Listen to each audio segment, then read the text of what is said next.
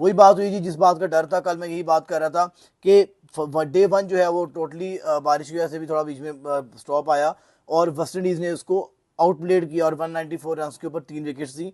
और उसके बाद उन्होंने सिर्फ और सिर्फ 117 रन बनाए और अपनी 7 विकेटें गवा ली। ठीक है, ये मैं आपको स्टैट्स बता रहा था वेस्ट इंडीज के, किस तरह से day one momentum West Indies की तरफ जो है शिफ्ट होता है टुवर्ड्स पाकिस्तान।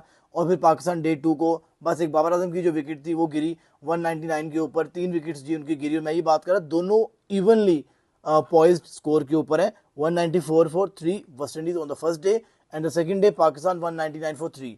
तो कुछ बड़ा मार्जिन डिफरेंस नहीं था। मैं यही बात कर रहा था क्या पाकिस्तान इसको लीड में कन्वर्ट कर पाएगा या फिर पाकिस्तान ट्रेल में चला जाएगा, क्योंकि ये चीज तो वेस्ट इंडीज से भी अच्छी की थी, 3 विकेट्स के ऊपर अप्रॉक्सीमेटली उन्होंने भी 200 तक बना लिए थे, पाकिस्तान ने भी 200 तक बना लिए जी 3 विकेट्स के लॉस पे। यहाँ से जो अगला 100 ऐड करना था वो मुश्किल था और पाकिस्तान वहां पर कोलैप्स करता है। पाकिस्तान ने स्टार्ट अच्छा लिया दिन का, अच्छा लगा, बड़ी अच्छी बैटिंग की इन्होंने, सेंसिबल सी बैटिंग की। एक क्लॉज कॉल बच गई जी, मिसिंग हो गया, जब अंपायर ने आउट भी दे दिया सलमान अली आगा का। लेकिन स्टिल उसके बाद जो, मैं कहता हूँ सलमान अली आगा की गलती नहीं है, जो उसको बॉल पड़ी ना that was you can say unplayable, वो नहीं खेली जा सकती थी, वो एकदम थोड़ी सी बस आउटस्विंग हुई और at the end off stump आपका रेटल हो गया जी। उसके बाद शान मसूद, उसके बाद रिजवान, उसके बाद आमिर जमाल, उसके बाद ये सारे लोग इन्होंने गंदी बैटिंग करके अपनी विकेट गवाई है। और किस पे गवाई है? ग्रेव्स के ऊपर। अब Graves is not a proper allrounder, वो तो यार एक kind of a fourth seamer का रोल अदा कर रहा है। जब वो अपने वेस्ट इंडीज अपने दूसरे सीमर्स को रेस्ट दे रहा होता है तो ग्रेव्स बॉलिंग कर रहा होता है। आपने उसको 4 विकेटें दे दी हैं और ऐसी विकेटें दी हैं कि समझ में नहीं आ रही। आप शान मसूद साहब सेंचुरी कर गए, बड़ी अच्छी बात है, आपको चाहिए था कि लीड तो खत्म करके जाते, एटलीस्ट जो ट्रेल था खत्म करके जाते। आपने वो एक अजीब सा, वो पहले पहले दिन में भी कर रहे थे, आपके 5 बारियां ली आपने 200 बनाने में। तो ये चीज आप देखिए, अगर आपने सॉरी 100 बनाने में, अगर आपने 100 बना ली है तो इसको काउंट भी करें, मेक इट काउंट ना। लेकिन आपकी वही चीजें जो कि बच्चों वाली हरकतें हैं, 109 पे आप आउट होकर बैठ गए और बॉल कुछ भी नहीं थी, बस थोड़ी सी निप हुई है, अंदर आई और आपने क्या किया जी, आप उसको वाइड फ्लैश जो ड्राइव मारने चले गए। वो जो ड्राइव मारने गए, आपका बैट और आपकी बॉल, और वो बॉल की लेंथ भी आपने सही नहीं पकड़ी, उसको ड्राइव मारने वाली बॉल ही नहीं थी। या तो आप डक करते हैं, उसको कट मारते, दो ऑप्शन से, ड्राइव मारने का ऑप्शन ही नहीं था आपके पास। उसको आप ड्राइव मारने के वो इंस्टेड जो आउट हो गए हैं। जैसे ही आपकी विकेट गिरी है उसके बाद रिजवान ने कहा कि भैया मैं क्या कर सकता हूँ, आमिर जमाल ने भी कुछ नहीं किया, उस्मान ने भी कुछ नहीं किया, तो मैं क्यों कुछ करूँ। तो ये चीज़ें जो है रिस्पॉन्सिबिलिटी बाबर आजम को, रिजवान को और सलमान अली आगा को एज अ सीनियर बैट्समैन लेनी पड़ेगी। इन तीनों की मिला के 50 स्कोर है जी इस मैच के अंदर, जो कि आपके मोस्ट सीनियर प्लेयर हैं इस इनिंग्स के अंदर। तो यहाँ पर चीज़ों को खराब होते हुए देखा गया। 194 के ऊपर 3 विकेट्स है, 244 के ऊपर 3 विकेट्स है और 282 के ऊपर पूरी टीम आउट हो गई। मैं मैच देख रहा था बड़े मजे से, मैं कहा यार 240 तक हो गई है, अब इसका मतलब 60-70 स्कोर रह गए यार, पाकिस्तान ने आराम से चेज उतारनी है, लीड और ट्रेड उतारेगा, 50-60-70 की लीड ले जाएगा। ऑब्वियसली बात है वेस्ट इंडीज है तो अगले मैच में इन्होंने 150, ऑब्वियसली बात 150 ही करेंगे ये लोग पहले अगली इनिंग में। अगर 150 करेंगे, 100 के अंडर नीचे ऑर्डर टारगेट होगा, बाबर आजम जो है अपना टेस्ट मैच जीत कैप्टन। लेकिन जब दोबारा मैंने मैच देखता हूँ तो 7 आउट हुए होते हैं, मैं सर पकड़ के बैठ जाता हूँ यार कि अभी 240 के ऊपर 3 छोड़ के गया था, 252 258 के ऊपर 7 विकेटें कैसे गिर गई। वही बात जो मैं रात को रिपीट कर रहा था कि ये ना हो कि पाकिस्तान का कोलैप्स आ जाए, और पाकिस्तान जब कोलैप्स करता है तो ये दुनिया के कोलैप्स भूल जाते हैं लोगों को, जो पाकिस्तान कोलैप्स करता है। 38 रन के ऊपर आपने 7 विकेटें दे दी हैं, कोई चक्कर ही नहीं आपका, वो भी इसमें से 19 स्कोर शहजाद साहब ने ऐड किए जो कि आपका टेल एंडर है। अदरवाइज आपका रिजवान, उसके बाद आपका जी कह लें आमिर जमाल, उसके बाद आपके पास जो है जो तीसरा था यहाँ पर क्या कहते हैं इसको जी, आप आमिर जमाल के बाद आपके पास उस्मान था जी।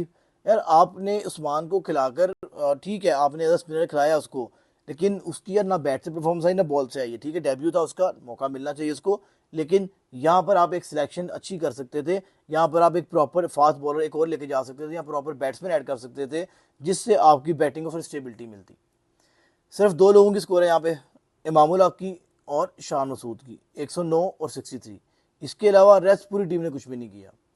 इस चीज़ों को देखना पड़ेगा, ये चीज़ें लंबी नहीं चल सकती। अगर आपने वर्ल्ड टेस्ट चैंपियनशिप में कम्पीट भी करना है, जीतना तो दूर की बात है, अगर आपने कम्पीट भी करना है तो यू नीड टू सी कि कहाँ पे गलती है। मैं पहले ही बात कर रहा था, इनका जो है मिडिल ऑर्डर, रिजवान आउट होगा तो मैच खत्म हो जाएगा, मैंने ये बात कर रहा था पहले भी। क्यों? आप खुद देखे ना, कौन है आपके पास? आमिर जमाल, चल गया तो 20-30 कर जाएगा। ये वो बंदा नहीं है जो kind of a bend stroke नहीं है, जो पीछे से नीचे तक 50 भी कर सकता है, 60 कर सकता है, कुछ भी चक्कर नहीं है। करेगा तो 20-25 मार जाएगा, 30 मार जाएगा, इससे ऊपर कुछ भी नहीं करेगा। ठीक है। सेकंड चीज़ ये थी उस्मान। उस्मान भी प्रॉपर आपको बैट्समैन तो नहीं है, प्रॉपर आप कह रहे ऑलराउंडर नहीं है, वो एक लोअर टेल के अंदर है। इससे आप साजिद खान को खिला लेते हैं इस मैच में, तो वो कम से कम बैटिंग का तो रोल अदा कर जाता है। यहाँ पे 20-25 को ऐड कर जाता है, एटलीस्ट आप ट्रेल के अंदर जो ना रहते, लीड के अंदर आने की कोशिश करते हैं। और ये हुआ है, नुमान और साजिद ने बड़े बैट मैचेस बॉलिंग के अलावा बैटिंग से बचाए हैं पाकिस्तान के लिए। ये आपको देखना पड़ेगा गलतियां आप कहाँ पे कर रहे हैं। दूसरी चीज़ ये है कि ठीक है, आपने अच्छा स्टार्ट लिया बॉलिंग में, थोड़ा और एक्स्ट्रा प्रेशर डाल सकते थे। ठीक है, थोड़ा और एक्स्ट्रा प्रेशर डाल सकते थे आप। और मेन जो गलती हमारी हो रही है इस टाइम पे, यहाँ पे वेस्ट इंडीज़ की टीम बुक होनी चाहिए थी। आपने शेऑफ को आउट कर लिया, आपने रोशन चेस को आउट कर लिया। इतनी बड़ी झूठ है, वो इतना बड़ा प्लेयर है, मैं कहता हूँ झूठ है प्रॉपर। सीधी बात, टेस्ट मैच के अंदर आउट नहीं होता जल्दी। सबको आपने आउट कर दिया, आप शुमार जुदा से मार खा रहे हैं। पहले मैच में पहली इनिंग में 23 स्कोर, अगली इनिंग में 22 स्कोर, ये 45 स्कोर आपको हॉन्ट करेगा, याद रखिएगा। अभी भी आउट नहीं हुआ, और आपके पास कोई out and out fast bowler नहीं है जो यॉर्कर्स मार के 150 की पेस निकाल के, एक दो बाउंसर मार के यॉर्कर पे सेटअप करने के बाद आप प्रॉपर आपको जो है वो विकेट निकाल के दे। आज आप देख रहे होंगे चंद्रपॉल को सेट कर रहा था जी मोहम्मद अली। यार मोहम्मद अली जब सेट कर रहा था ना उसको जिस चीज़ के ऊपर, उसके लिए आपको 150 की स्पीड वाला बॉलर चाहिए। 130 के ऊपर वो बंदा कभी भी आपसे आउट नहीं होना था। इस माइंडसेट के साथ जो सेट कर रहा था ना, उसको वो चाह रहा था कि मैं इसको मिडल स्टंप के यहाँ पर आकर स्टंप्स पे बॉल कराऊँ within the middle and leg stump. यहाँ पर बॉल पिच करेगी और वो जाके हिट करेगी, एलडब्ल्यू हो जाएगा। सर उसके लिए आपको पेस तेज करनी पड़ेगी, तेज गेंद करनी पड़ेगी। 135 के ऊपर कोई बंदा भी यहाँ पर जो है ना आउट ऑफ बैलेंस नहीं होता। ये जो चीज़ें थी कुछ भी नहीं हुआ। एक दो से बाउंसर्स मारे, बाउंसर भी इतने गंदे से मारे, वो आपकी सोच भी नहीं होगी। ठीक है। अब अली मेहनत करता हुआ नजर आ रहा है इस मैच में, लेकिन उस पेस के बगैर वो मेहनत नहीं हो पाएगी। अगर आप चाह रहे हैं कि आप ऑन द मिडल स्टंप किसी को बॉल करवाएं प्रॉपर, वो बंदा अपने बैलेंस को आउट करे, एलडब्ल्यू हो जाए आपके हाथों, तो इसका मतलब आपको एटलीस्ट 145-150 की बॉल की स्पीड चाहिए है, ताकि वो उसको ना जज कर पाए। 135 की स्पीड है, वो आराम से बाहर निकल रहा था, उसने सिंगल कर डक कर रहा था। सिंगल नहीं की, पूरा ओवर डक किया उसने, ओवर सी बात है। वो वहाँ पर जो है वो बॉल पकड़ाता रहा, बाबर आजम खड़ा हुआ था, उसको पूरा ओवर निकाल दिया उसने। लेकिन ये जो आप सेटअप कर रहे थे ना, ये सेटअप ऐसे नहीं होते। दूसरा, टेल को एंड करने में, आउट करने में सबसे गंदा इस टाइम टेस्ट मैच में रिकॉर्ड है वो पाकिस्तान के पास है। पाकिस्तान के बॉलर्स टेल को आउट नहीं कर पाते, उनसे टंगा फेंटा खाते हैं और अभी भी खा रहे हैं।